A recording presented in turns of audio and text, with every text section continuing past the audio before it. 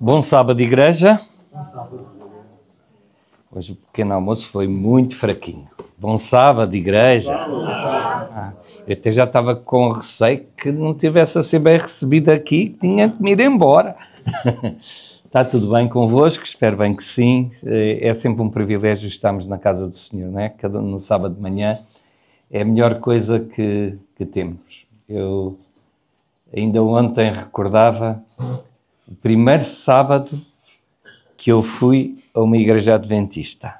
O primeiro de todos os sábados da minha vida até hoje. E recordava com muita alegria esse momento e porque tenho marcado cada sábado de manhã quando acordo. Sabem porquê? Porque a recepcionista naquele sábado de manhã era a minha mulher.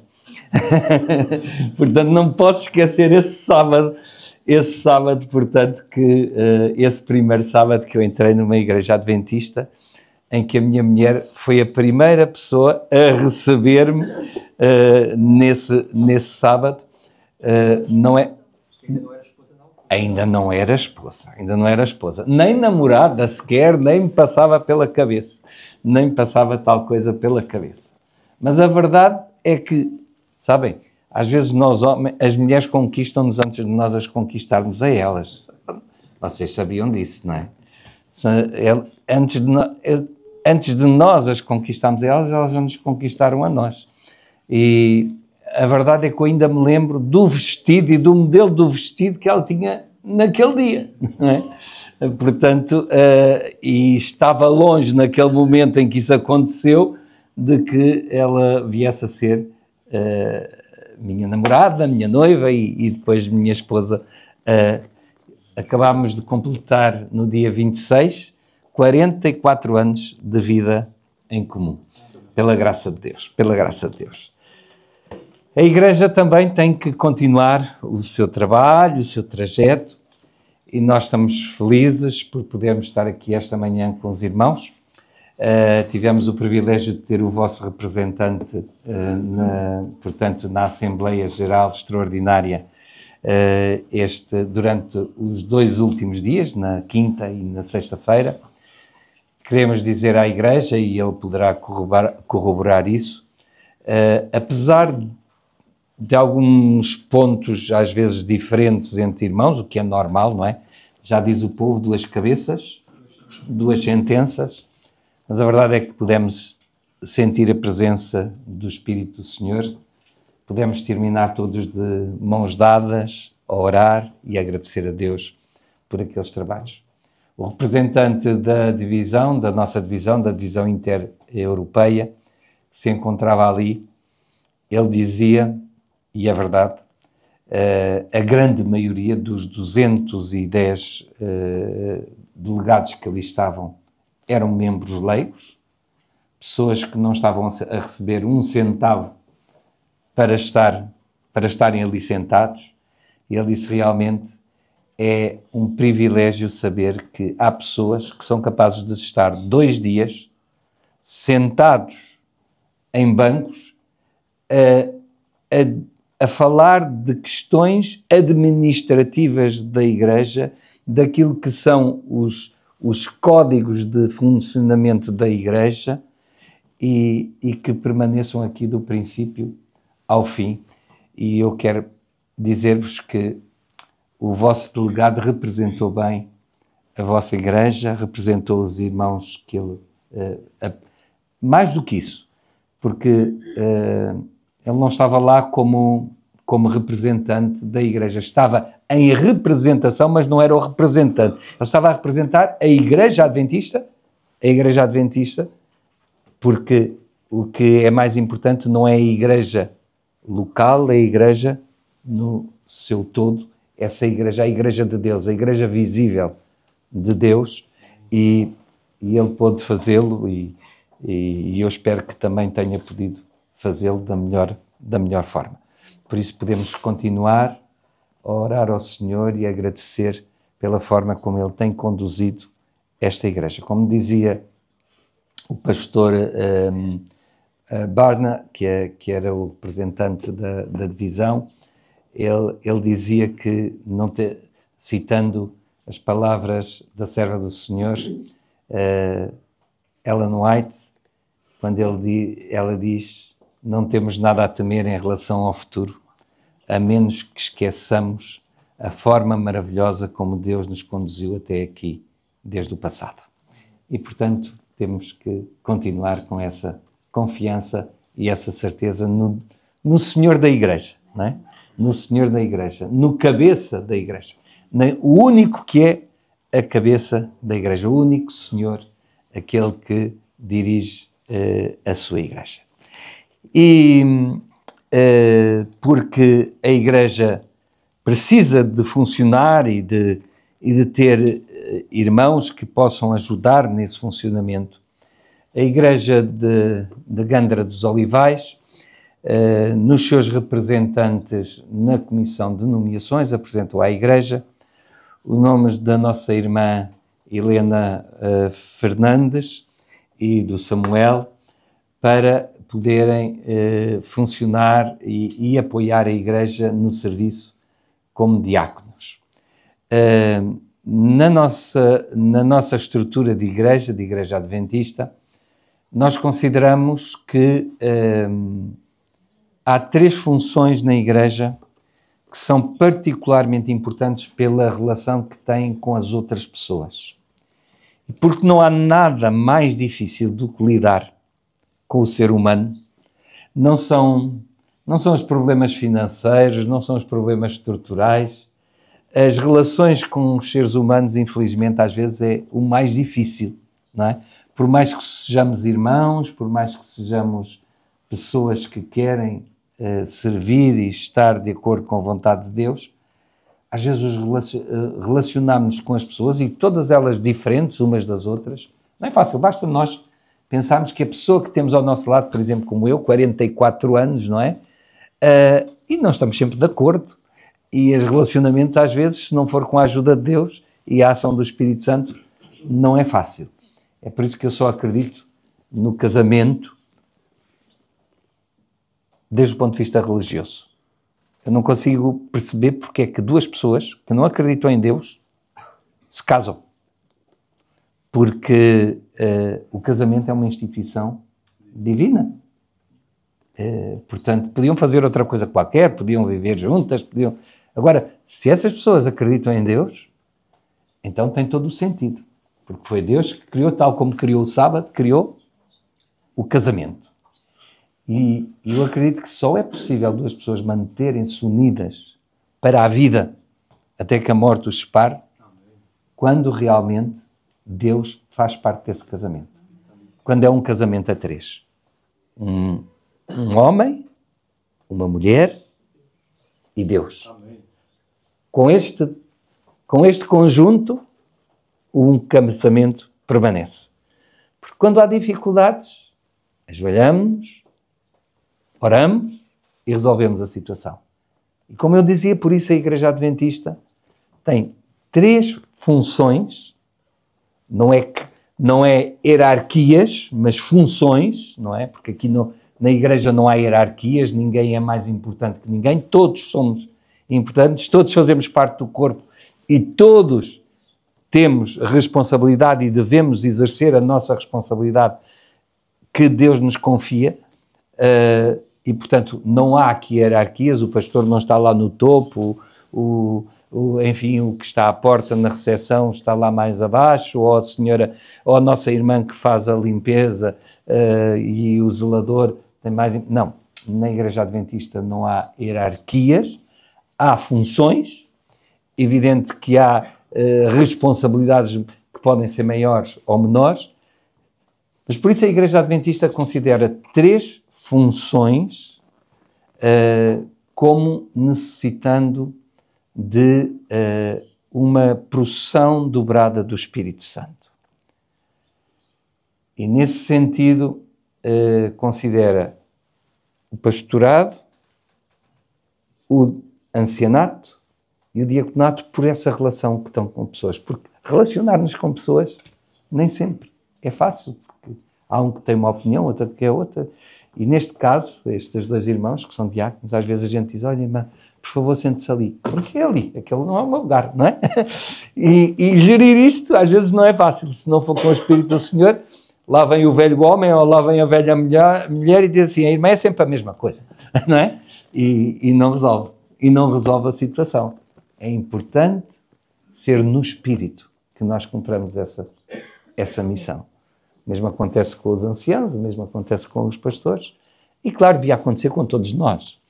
Mas, por a função em si, há necessidade portanto, da ordenação, ou seja, da imposição das mãos. E eu gostaria de partilhar aqui uma passagem bíblica que está em 1 de Timóteo, no capítulo 3, especialmente para a irmã, para o irmão Samuel e para a irmã Helena. E eu vou começar por ler a parte respeitante aos anciãos. E vão dizer assim, mas não vai haver ordenação de nenhum ancião? Mas também não é para relembrar, ainda que se possa servir para isso, aos anciãos desta igreja e ao que está comigo na tribuna, não é para isso, mas é por aquilo que o próprio texto diz. Fiel é a palavra. Se alguém aspira a ser ancião, excelente obra almeja.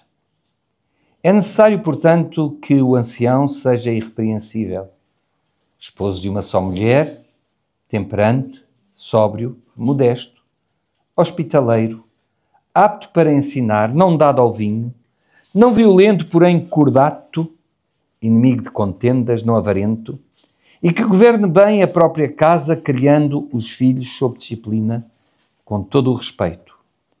Pois se alguém não sabe governar a sua própria casa, como cuidará da Igreja de Deus? Não seja neófito, ou seja, alguém que é recente na fé, mas para não suceder que se ensoberbeça e incorra na condenação do diabo. Aqui está, portanto, que pense que por isso já tem um estatuto especial, não é? E que isso faça a que ele depois possa incorrer, portanto, na condenação do diabo. Pelo contrário, é necessário que ele tenha bom testemunho dos de fora, a fim de não cair no opróbrio e no laço do diabo. E agora vem aqui a razão porque eu digo isto, porque é que eu li a dos anciãos e agora vou ler a dos diáconos. Porque diz assim, semelhantemente, e o que é que quer dizer isto em português e também no grego? A mesma coisa, ou seja, estas características que estão no ancião devem estar presentes também nos diáconos, nas diaconisas, da mesma maneira. Com reforço. Às vezes aquilo que nós pensamos que é uma função, é levantar a oferta. Cuidado, meus irmãos. Deus está-vos a pôr uma grande responsabilidade diante de vós. Uma grande responsabilidade, não para que sintam medo disso, mas que sintam a necessidade de Deus vos orientar nessa função através do seu Espírito. Semelhantemente, quanto aos diáconos, é necessário que sejam respeitáveis. De uma só palavra. Reparem que não diz isso em relação... Claro que se subentende, mas é como que um reforço a dar ainda mais ênfase. Não é ouvir aqui e contar ali, não é saber aqui e fazer aqui, ou dizer agora uma coisa, mas depois não é bem isso, é outra coisa. Não, de uma só palavra, não inclinados a muito vinho, não cobiçosos de sorte e da ganância, conservando o mistério da fé com uma consciência limpa. Sejam primeiramente experimentados e, se mostrarem irrepreensíveis, exerçam o diaconato. É interessante que Deus vai dar estas instruções. É Deus quem dá estas instruções, Samuel, irmã Fernanda, Helena Fernandes. Irmã Helena, é Deus quem dá estas instruções. Não é o pastor Daniel, não é a Igreja Adventista, é Deus. E é por isso que hoje estamos aqui também de manhã para proceder a esta cerimónia de ordenação. Não se trata só de levantar a oferta. Trata-se de estar atento àquele que falta, àquele que precisa de um telefonema ou de uma mensagem, dizer sentimos a sua falta, precisa de alguma coisa, tem necessidade de ajuda, de apoio. É saber também testemunhar aos outros pela sua vida. É responsabilidade de todos nós, mas particularmente dos diáconos e das diaconisas, testemunhar pela sua vida, na nossa casa, na nossa vizinhança, no nosso trabalho, de que somos filhos de Deus, de que temos um Deus a representar, temos um Jesus a quem a mostrar aos outros. Não sintam isto como uma carga, sintam isto como um desafio. Mas um desafio para o qual Deus, e através da imposição de mãos, não porque seja do pastor Daniel, enfim, claro que há, mas que há, de certa forma, um dever que Deus confia aos seus ministros de colocarem as mãos sobre aqueles que são designados para uma função especial, não superior, não maior, não hierarquicamente superior à dos outros irmãos, mas especial. E nesse sentido vamos pedir ao irmão Samuel, à irmã Helena, que possam vir aqui à frente e o Emanuel. E o Emanuel, vamos nos ajoelhar também aqui e vamos pedir à Igreja que se coloque de pé enquanto nós aqui oramos para a ordenação.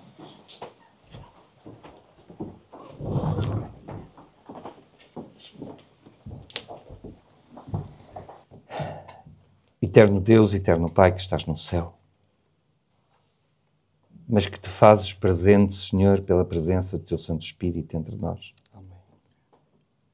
Senhor, tu sabes que a Igreja confiou à irmã Helena, ao irmão Samuel, esta responsabilidade de servir como diácono, como diaconisa.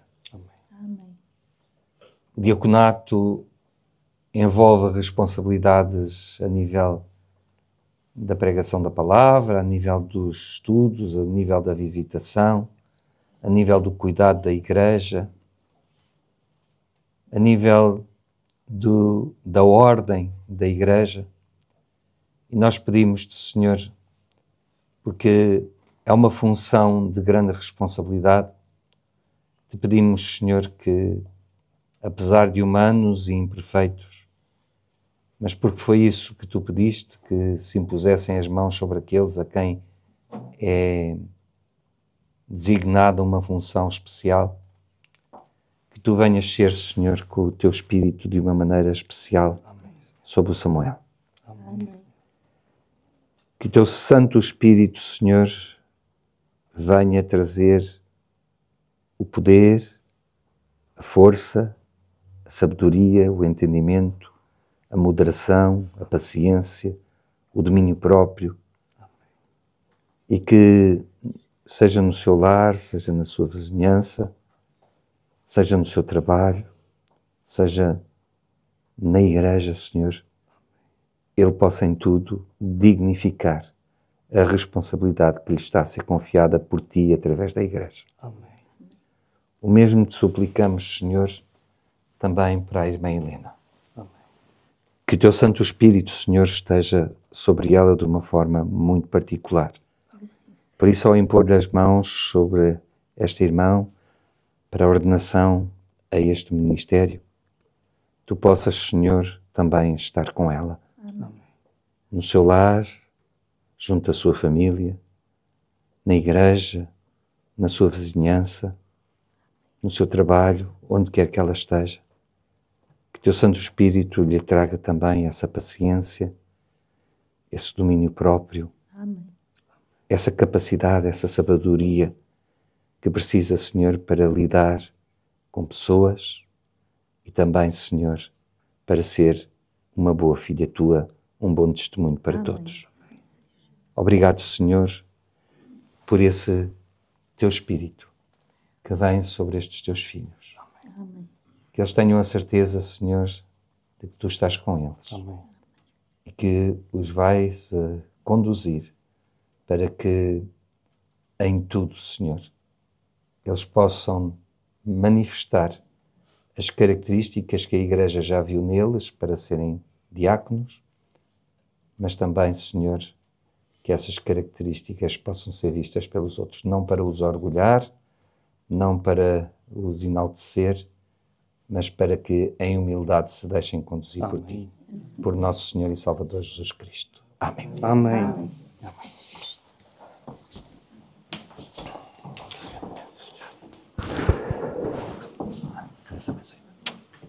Vamos pedir à secretária de igreja que... não veio? Pronto. Então, posteriormente, a secretária de igreja irá entregar-vos o vosso certificado, também, de diaconato.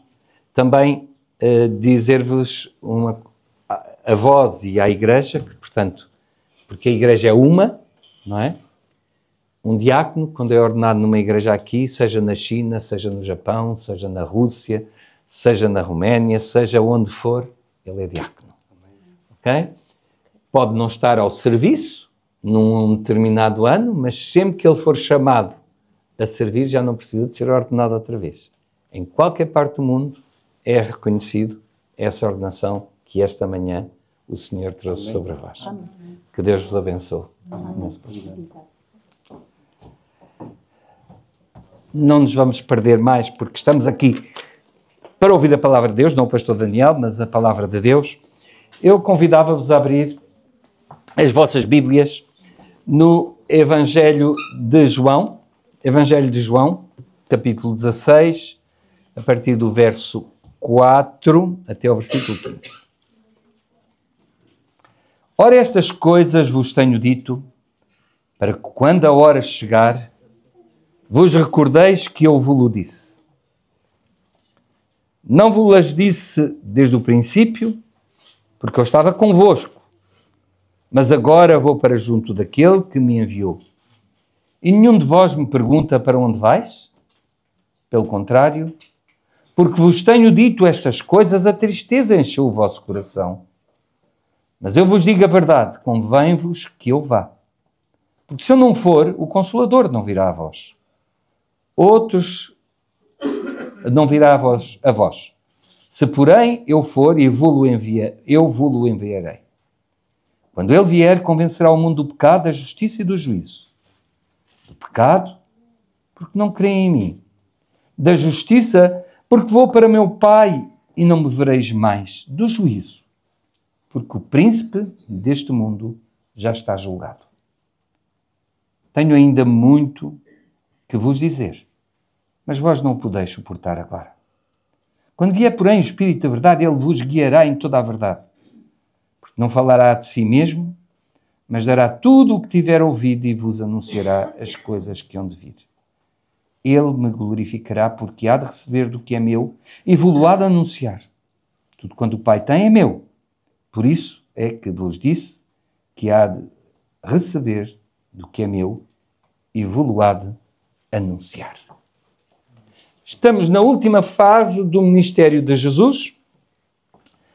Em breve Jesus vai passar, portanto, por aquilo que normalmente se designa pela paixão, não é?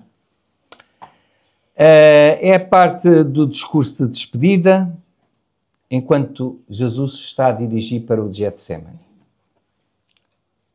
3 pontos-chave encontramos nós nesta passagem bíblica. Ou seja, a situação que os discípulos vão viver quando Jesus já não estiver mais entre eles,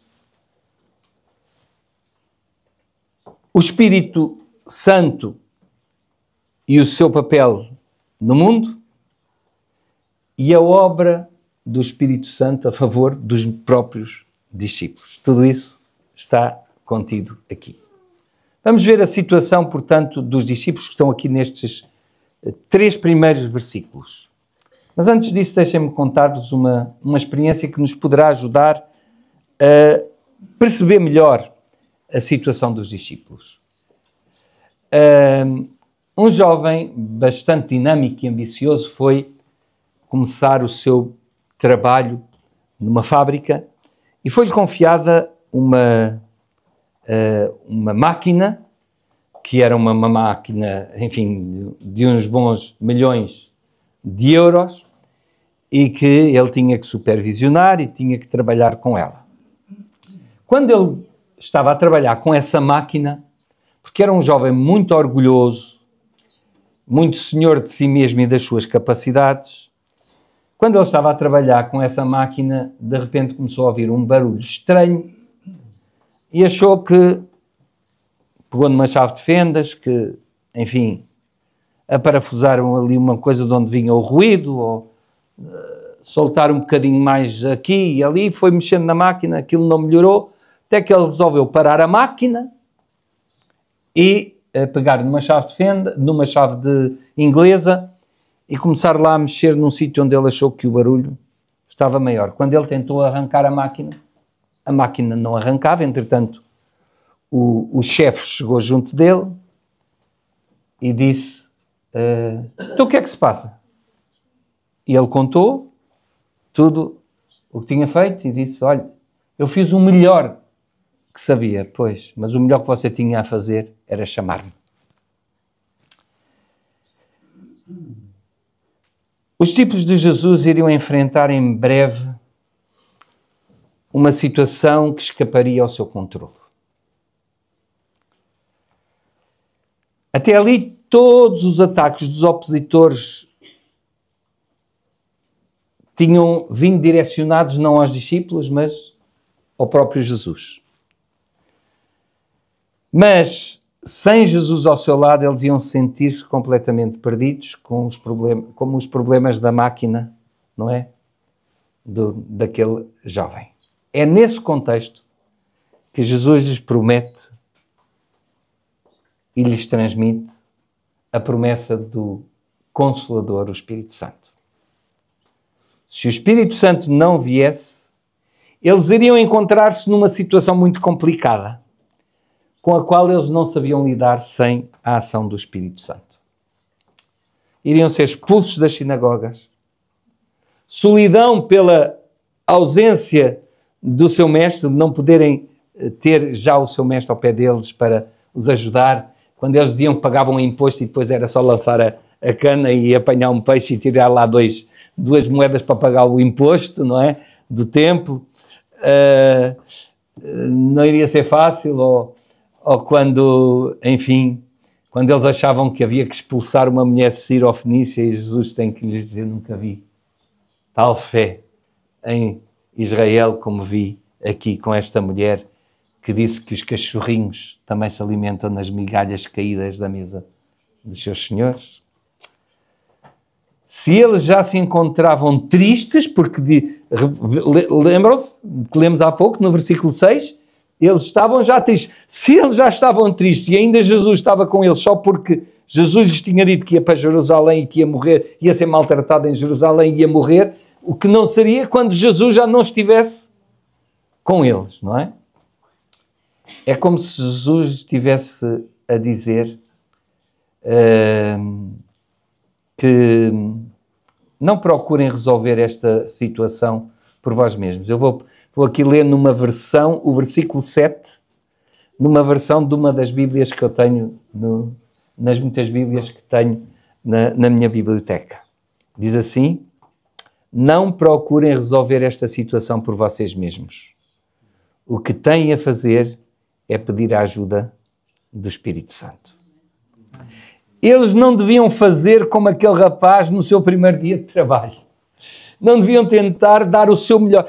Porque quando nós damos o nosso melhor, estamos a dizer que a solução está em nós. Isto é o que dizem, todos. E se dizem: não, é só força, é só poder. A minha filha agora é maluca lá, desculpem lá, coitada dela. desculpem o termo, lá com o trailer, portanto está toda entusiasmada com o trailer, sente-se toda animada por andar lá no meio do campo, no meio das árvores, no meio das ravinas, no meio daquilo tudo, e portanto, e ela diz que toda a gente pode fazer o que ela faz, quer dizer, eu não faço de certeza, não corro 300 km como ela em 2 dias e meio, e a dormir 1h30 e ganhar 20 minutos ao recorde mundial da distância, não é? Eu não sou capaz de fazer uma coisa dessas. Mas muita gente está convencida, como a minha filha, não é?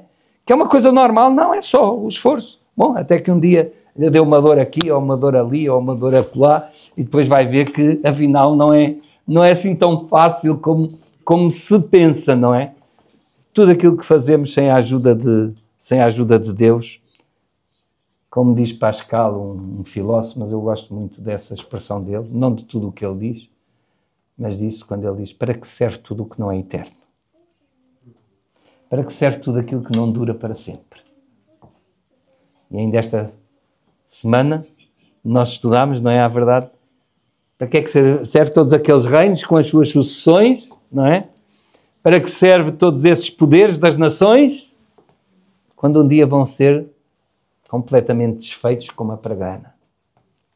Para que é que serve a nossa vida cristã sem a ação de Deus através do Espírito Santo na nossa vida?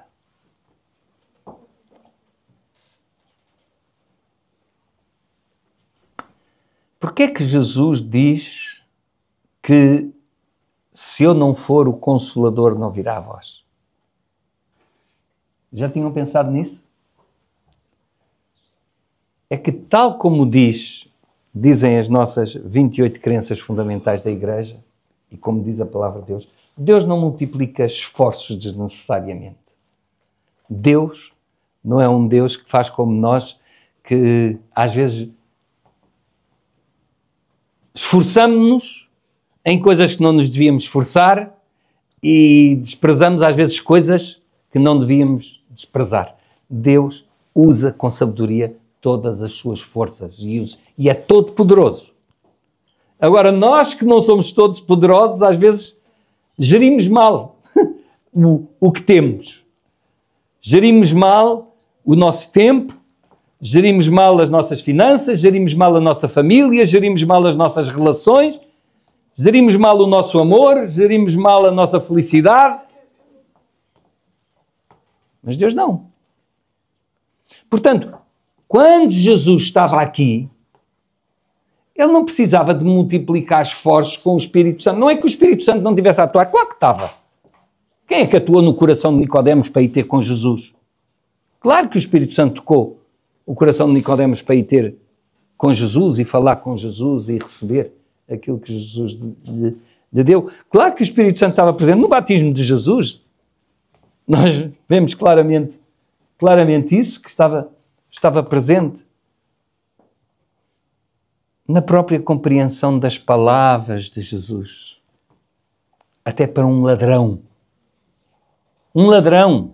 E que não era um ladrão qualquer, que com certeza tinha cometido não só o roubo, mas se calhar para roubar tinha matado alguém. E por isso estava a ser condenado à morte ao lado de Jesus. E o Espírito Santo fez com que ele, mesmo no último momento da sua vida, reconhecesse. O que não aconteceu nem com os discípulos, que estavam todos à distância. Foi o único, pelo menos que está escrito, que reconheceu quem é que estava a ser cravado na cruz ali ao lado dele. Lembra-te de mim quando vieres no teu reino. Claro que o Espírito Santo estava também aí. Mas Jesus estava a referir-se à missão do Espírito Santo de testemunhar do próprio Jesus e assim de tudo o que Jesus fez para que pudéssemos ser reconciliados com Deus. Não nos esqueçamos aquilo que Jesus disse aos discípulos de Emaús. O que é que ele disse aos discípulos de Emaús? Foi-lhes mostrando desde Gênesis, não até Apocalipse, porque o Apocalipse não estava ainda escrito, mas desde Gênesis até Malaquias, não é? De Gênesis a Malaquias, tudo o que era dito acerca dele próprio. A mensagem central da Bíblia é a pessoa de Jesus, aquele que me esmagaria a cabeça da serpente para que finalmente voltássemos ao Éden perdido. Mas também nos fala da missão do Espírito Santo para o mundo. E qual é a missão? O que é que diz o versículo 8? Convencer do pecado. Sem o Espírito Santo ninguém pode ser convencido do pecado. Eu achei interessante que o pastor Bulhão, numa das formações do Sal, ele disse que um irmão veio ter com ele a falar da natureza do Espírito Santo. E ele disse assim, olha, eu não percebo muito da natureza do Espírito Santo, é um mistério, disse o pastor Bulhão. Só quero saber acerca do Espírito Santo aquilo que diz a Bíblia, não aquilo que a Bíblia não diz. O outro irmão disse assim, mas o irmão não crê no Espírito Santo? Naquilo que a Bíblia diz do Espírito Santo? O irmão não crê nisso? Ai não, no Espírito Santo não. Irmão, então o irmão está perdido.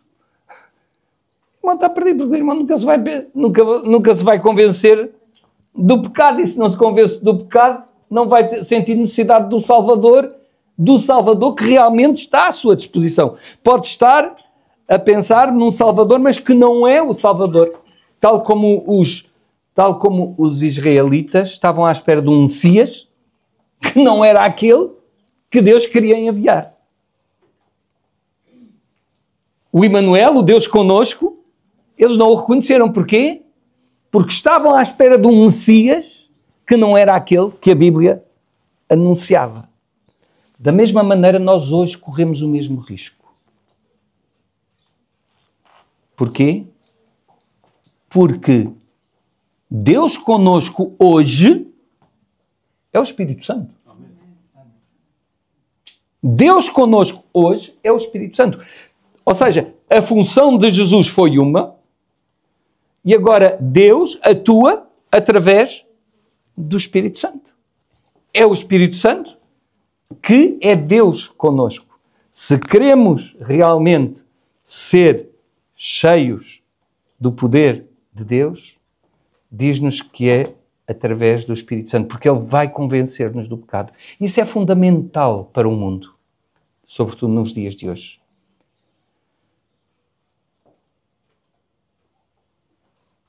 A palavra grega para convencer, e que é apresentada aqui no versículo 8, tem um significado muito mais abrangente do que aquele que tem em português. A palavra é uma palavra que nós só conseguimos dizer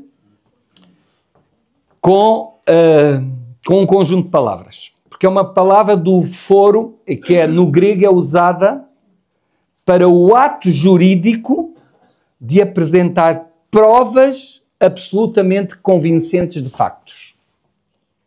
Ou seja, são provas convincentes dos factos. Não é só convencer por convencer. É convencer através dos factos, não é? O que acontece num tribunal, não é? Quando nós estamos no tribunal, o juiz, muitas vezes, todos os indícios mostram que aquela pessoa é culpada, mas se não houverem factos que convençam o juiz daqueles atos, ele não pode condenar. Revertendo isso para aquilo que aqui é dito, é dizendo, se vocês não estiverem convencidos dos factos e que realmente são contrários à minha vontade, vocês não vão ser capazes de pedir perdão. Portanto, o que o Espírito Santo vai fazer é uma obra que às vezes nós não somos capazes. Como é que nós pedimos perdão? Sobretudo vamos aqui aos cônjuges, às senhoras e aos senhores casados. Oh mulher, desculpa lá. Não é? Oh marido, olha, Pronto, olha, desculpa lá, eu sou assim. Não é? Isto não é convencer. Isto não é estar convencido do nosso erro. Sabem quando é que nós somos convencidos do nosso erro? Quando apresentamos os factos. E Ellen White é muito explícita. Ela diz que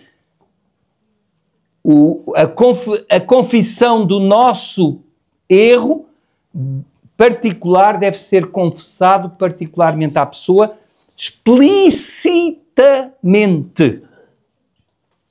Quer dizer, Ana, quando eu ontem te disse, estou a usar Ana, que é o nome da minha mulher, Ana, quando eu ontem te disse, tu deves estar maluca, eu desculpa lá, Ana, eu nunca devia ter, isso, eu sei que te magoei com essa palavra, não tenho maneira de justificar o ter-te dito isso, não vou justificar, não vou dizer que era porque estava cansado, não vou dizer que era porque tu também me tinhas falado assim assado.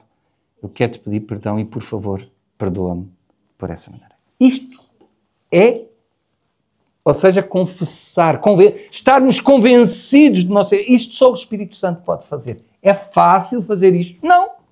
Humanamente não é fácil. É mais fácil dizer perdoa-me. Até mesmo para Deus. O que é que nós fazemos? Perdoa-me todos os meus pecados. E se nós pudéssemos ouvir Deus, ouvíamos quais? Não é? Quais? Não. É dizer a Deus, Senhor, eu ontem... Ó Senhor, sabes que foi só de passagem. Sim, foi só de passagem. Pronto, Senhor, não... Foi de passagem porque já estava cá. Antes da passagem já estava cá no meu coração eu pensar, ter aquele pensamento na minha cabeça.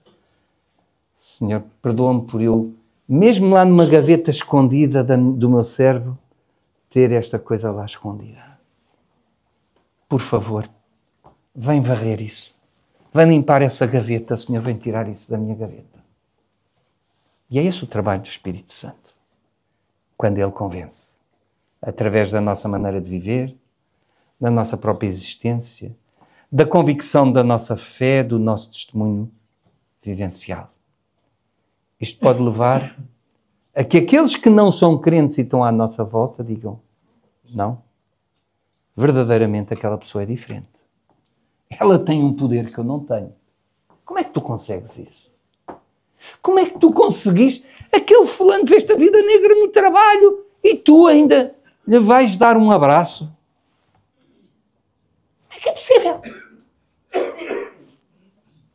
Isso vai testemunhar de quem está connosco, do Jesus em quem acreditamos. E só o Espírito Santo pode fazer esse trabalho. Convencer da justiça.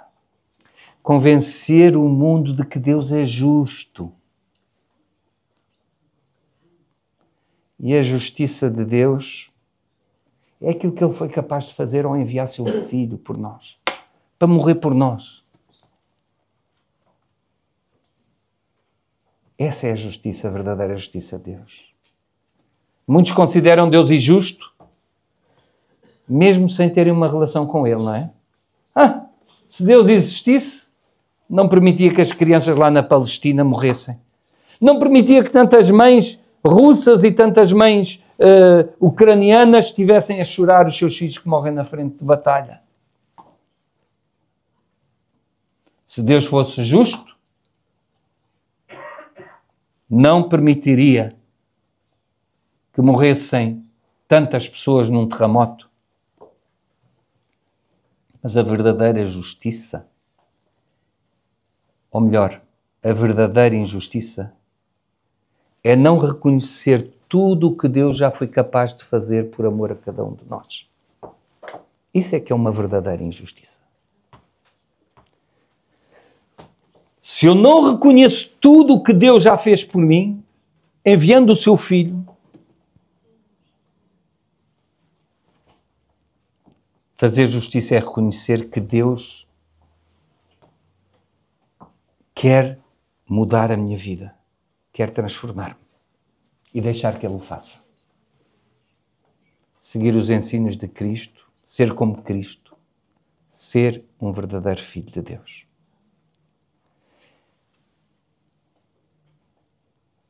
Hoje em dia vivemos muito com com a palavra qualidade de vida. Sobretudo aqui na sociedade ocidental, não é? Ter qualidade de vida. Parece que essa qualidade de vida é a chave para a nossa felicidade. Se tivermos qualidade de vida, somos felizes. Um filósofo francês disse o seguinte: todos estão à procura de uma maneira louca a certeza da felicidade. Todos andam de uma maneira louca à procura da certeza da felicidade. Muitos dos ídolos da nossa sociedade acabam e põem termo à vida. E muitos olham para eles e dizem assim: eu queria ter uma vida como aquele. Até vão aos concertos, enchem aos milhares, pavilhões e campos e aos milhares de pessoas.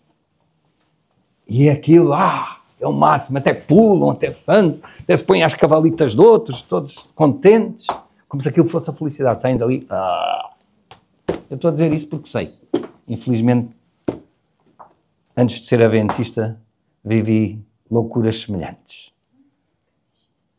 Pior é depois o que, quando nós acordamos no outro dia de manhã e a boca sabe a ovos podres e a cabeça está vazia.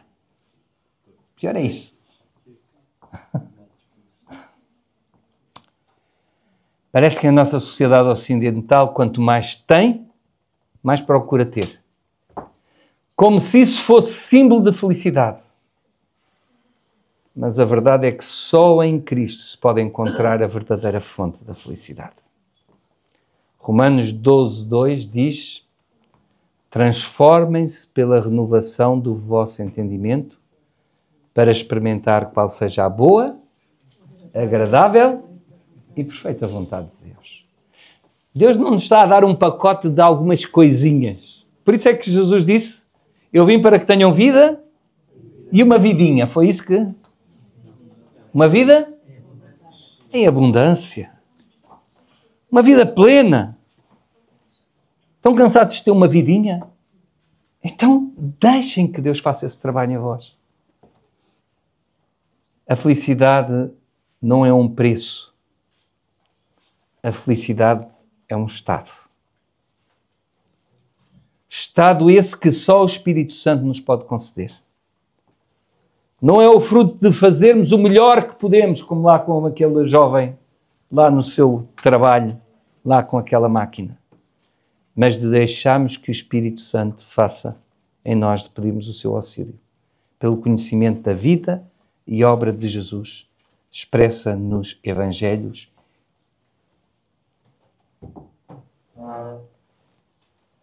O juízo ainda não chegou para os homens. Mas Satanás já foi condenado. Pastor, eu estou farto de ouvir isso na igreja. Mas como é que ele está condenado e está aí a estrepuchar por todos os lados? Foi condenado, mas não cumpriu a pena ainda. Ele foi condenado, mas está como aquela lagartixa que nós esmagamos e depois o rabo ainda fica a resistir a pensar que está vivo quando o corpo já está morto. É isso. O que nós estamos a sentir é ainda o rabo a mexer. O rabo ainda mexe. Ainda teima em estar vivo, apesar de já estar absolutamente condenado. Neste mundo, um número cada vez maior de seres humanos continua a colocar-se debaixo do domínio de um rabo de lagartixa. Apesar deste já ter sido condenado na cruz, e não querem reconhecer a Jesus como seu Senhor. E nós também não. Desculpem lá eu dizer isto com toda a franqueza. E quando estou a pregar para vocês, estou a pregar para mim também. Sabem? Sabiam disso, não é? Todos os que já pregaram desde aqui sabem isso, não sabem? Sabem isso, não sabem? Quando estamos a pregar aqui, nós não estamos a pregar só para vocês. Deus está a pregar para nós também. Estamos aqui. Sim. Porque quando eu permito que o Espírito Santo não atue na minha vida, ou impeço que o Espírito Santo atue na minha vida, quando eu não ouço a voz de Deus como deveria ouvir. A menos que digam como ao meu filho, não é? O meu filho dizia, com 7 anitos, quando eu lhe disse que tens de ouvir imediatamente a voz de Deus. Quando Deus fala ao teu pensamento, tens de ouvir logo. Mas Deus nunca falou comigo. Ai não, Joel, Deus nunca falou contigo. Não. Então olha lá. Tu nunca ouviste assim uma voz igual à tua? Assim a dizer-te, ó Joel, não faças isto, olha que o teu pai não gosta, ó Joel, olha que isso não é bom para ti. Já. Então, isso é Deus a falar contigo. Não, isso são os meus pensamentos. Ah, são os teus pensamentos. Então, e os teus pensamentos dizem-te para tu não fazeres uma coisa que tu querias fazer ou para tu não fazeres uma coisa que tu também não querias fazer? Não, é para eu não fazer uma coisa que eu gostava muito de fazer. Então, os teus pensamentos iam estar contra ti. E ele, nos seus 7 anitos, diz assim muito depressa. Por isso é que quando eu estou lá na escola e a Lilita está a escrever no quadro e eu aproveito para me voltar para trás para falar com a minha amiga do carteira de trás, eu ouço essa voz que eu pensava que eram os meus pensamentos a dizer, Joel, volta-te para a frente e vê o que a Lilita está a fazer. Pois é, muitas vezes nós estamos à espera que Deus nos fale assim, num vento impetuoso, não é? Num terremoto, com uma voz, como aparece nos filmes. Deus é tão nosso amigo que se fala com a voz que nós melhor conhecemos, que é aquela que nós ouvimos, que é a nossa. Não aquela, nem sequer é aquela que os outros ouvem. Gravem a vossa voz e vejam se a vossa voz que vocês ouvem é a mesma que vocês ouvem. Não é. Porquê? Porque a nossa caixa craniana, não é? Impede-nos e faz outro som diferente daquele. Portanto, a minha voz não é aquela que os outros ouvem. Agora, Deus fala-nos com a voz que nós melhor conhecemos, que é a nossa. Deus quer convencer-nos. Deus quer convencer-nos do pecado, da justiça, do juízo. Sim. Deus quer fazer essa obra. Os zoólogos estavam a estudar o comportamento de uns gorilas em África. Atenção, isto não é uma historinha, isto aconteceu mesmo. Porque havia uma tribo ao lado dessa aldeia. Sabem que os gorilas vivem em comunidade. E então havia ao lado uma comunidade indígena e eles estavam a estudar um comportamento estranho daquela comunidade de gorilas. Porque eles iam ao mato, como faziam os habitantes portanto, da aldeia, partiam galhos secos, amarravam como eles amarravam com folhas os ramos, punham às costas como faziam os habitantes, traziam para a sua comunidade e numa clareira amontoavam os ramos como faziam os nativos e punham-se à volta daqueles ramos como faziam os nativos. Só que havia uma grande diferença. É que a fogueira deles estava apagada e a dos nativos tinha fogo. Não sejamos como esses gorilas. Não basta simularmos que somos cristãos à volta de uma fogueira, quando o fogo do Espírito não nos aquece. Ellen White, no livro Atos dos Apóstolos, ela diz o seguinte na página 37. Uma vez que este é o meio pelo qual havemos de receber poder, porque não sentimos fome e sede do dom do Espírito, desse dom que Jesus nos prometeu. Porque não falamos sobre ele, porque não oramos por ele e não pregamos a seu respeito.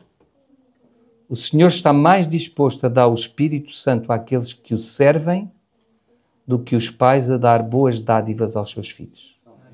cada obreiro devia pedir a Deus o batismo diário do Espírito. Que Deus nos ajude nesse sentido. Amém.